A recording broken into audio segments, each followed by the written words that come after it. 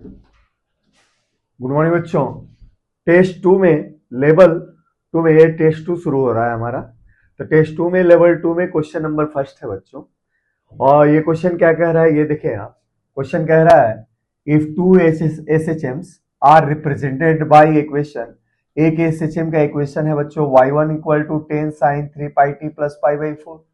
और दूसरे S H M का इक्वेशन है बच्चों y2 equal to 5 sine 3 pi t plus root 3 cos 3 pi t, है ना।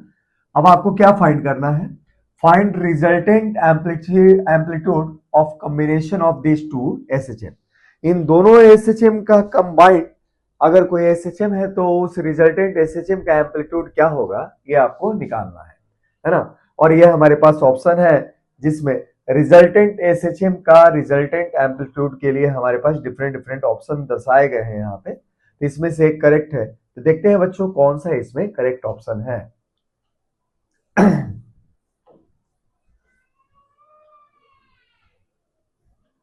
सॉल्यूशन देखते हैं।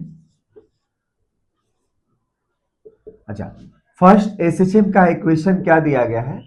तो इक्वेशन ऑफ फर्स्ट एसएचएम, है ना। ये क्या दिया गया है बच्चों? तो ये दिया है y1 equal to 10 sine 3 pi t plus pi by 4।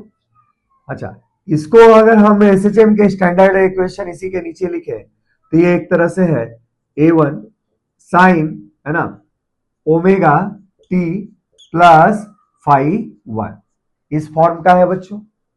और दूसरा इक्वेशन क्या दिया है? Equation of second SHM, equation of second SHM. दूसरा एसएचएम आपको दिया गया है बच्चों y2 इक्वल टू 5 को मल्टीप्लाई करते हुए लिख रहा हूं 5 sine 3 pi t plus 5 root 3, है ना, कॉस 3 पाई टी।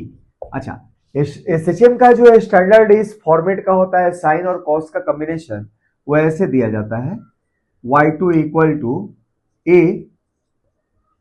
ए sine omega t plus B cos omega t. इसमें भी ओमेगा टी के लिए 3 पाई बाई टी है और इसमें भी ओमेगा टी के लिए 3 पाई बाई टी है। अच्छा, हमारे पास स्टैंडर्ड जो इक्वेशन है एसएचएम इन इक्वेशन के लिए ऐसे लिखे, और इस वाले फॉर्मेट के लिए हम चाहे तो कन्वर्ट कर सकते हैं कि भाई ये एसएचएम अगर A sine omega t plus B cos omega t के फॉर्मेट का दिया होता है, इस एसएचएम को ऐसे लिखा जाता है बच्चों डायरेक्टली अंडर रूट ए स्क्वायर प्लस बी स्क्वायर, अर्थात कि इस प्रकार के एसएचएम का एम्पलीट्यूड होता है अंडर रूट ए स्क्वायर प्लस बी स्क्वायर और sign omega t plus five 2। और यहां पे जो फाइव 2 है इस एसएचएम का क्या है? फेज कांस्टेंट है। और इस फेज कांस्टेंट की वैल्यू निकालने के लिए हमारे पास डायरेक्ट फॉर्मूला होता है tan फाइव 2 इक्वल टू ये होता है क्या बच्चों? b upon a। तो हमारे इस दिए गए रिलेशन में b के जगह पे क्या है बच्चों? 5 रूट 3 और a के जगह पे क्या है? 5। इस तरीके से रूट 3 मिला। तो यहां से दूसरे एसएचएम का जो फेज कांस्टेंट मिला आपके पास वो क्या मिला? फाइव 2 इक्वल टू क्या मिला? 60 डिग्री, जो क्या लिखा जा सकता है? पाई बाई 3, ऐसे लिखा जा सकता है। तो आप कह सकते हैं कि ये जो पहला एसएचएम है उसके लिए फेज कांस्टेंट की वैल्यू कितनी है?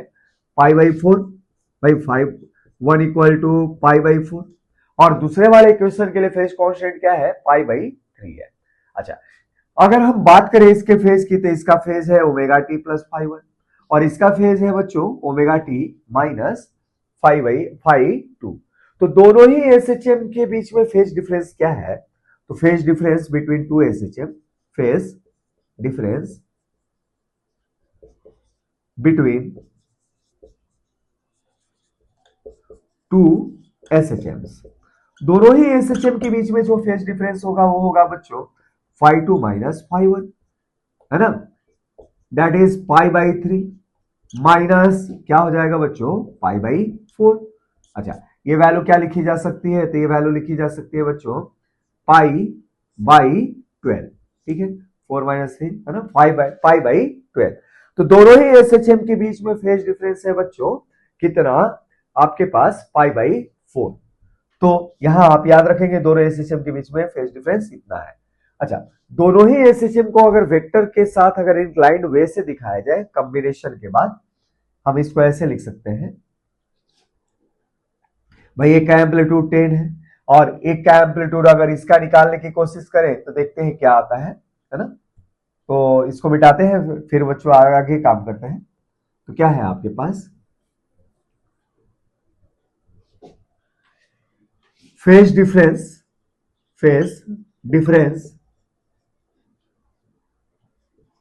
बिटवीन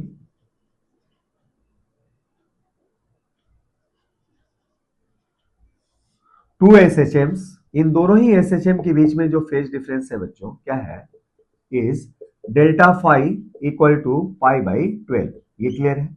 अच्छा, एम्पलीट्यूड ऑफ वन एसएचएम, एक एसएचएम का एम्पलीट्यूड कितना है, तो एम्पलीट्यूड ऑफ वन एसएचएम ये है बच्चों कितना, A1 बराबर 10 यूनिट, जिस यूनिट में आपको दिया गया हो। अच्छा, अब आगे देखते हैं दूसरे एसएचएम का एम्पलीट्यूड कितना है, तो एम्पलीट्यूड ऑफ सेकेंड एसएचएम देखते हैं बच्चों, ये A2 मान लिया। अब इस A2 की वैल्यू क्या होगी, इस A2 की वैल्यू आपके पास √a² प्लस b² से निकालेंगे। √a² प्लस b² से हमने निकाला इसको। अच्छा, अब हमारे पास इस एसएचएम में देख रहे हैं ए की जगह पे है क्या बच्चों, सेकेंड एसएचएम में 5 और बी की जगह पे क्या है 5√3, तो ये हो जाएगा बच्चों 5a² प्लस 5√3 का होल स्क्वायर। अच्छा, दोनों को सॉल्व करेंगे तो क्या आ जाएगा, ये आ जाएगा कितना 25 और ये हो जाएगा 75 घात की 100, दैट इज ये वैल्यू भी कितनी आएगी बच्चों 10। तो इसका अर्थ है कि दोनों एसएचएम के एम्पलीट्यूड क्या है बच्चों 10 है। ठीक है बच्चों, और इनके बीच में फेज डिफरेंस कितना है π/12 का। अब जब इनको कंबाइन करते हैं तो रिजल्टेंट एसएचएम का एम्पलीट्यूड कैसे निकालेंगे, तो देखते हैं भाई एसएचएम को जब कंबाइन करते हैं तो रिजल्टेंट एसएचएम एम्पलीट्यूड दोनों ही एसएचएम के एम्पलीट्यूड का वेक्टर सम होता है ना। तो when this two SHM are combined, when this two SHMs are combined, जब इनको हम कंबाइन करते हैं देन रिजल्टेंट एसएचएम का रिजल्टेंट एम्पलीट्यूड होता है बच्चों इनके एम्पलीट्यूड का वेक्टर सम। और जहां उन दो वेक्टर के बीच में हमारे पास दोनों एम्पलीट्यूड को वेक्टर फॉर्म में लेंगे तो उनके बीच में फेज डिफरेंस क्या होगा, तो फेज डिफरेंस उन दोनों ही एसएचएम के बीच में फेज डिफरेंस के बराबर होगा। भाई ये दोनों एम्पलीट्यूड को वेक्टर के रूप में लें तो दोनों वेक्टर के बीच में जो एंगल होगा वो किसके बराबर होगा, दोनों एसएचएम के फेज डिफरेंस के बराबर होगा। इसलिए लिख सकते हैं रिजल्टेंट एसएचएम का amplitude equal to a1a² plus a2a² plus 2a1a2 into cos delta phi, जहां डेल्टा फाई दोनों ही एसएचएम के बीच का फेज डिफरेंस है।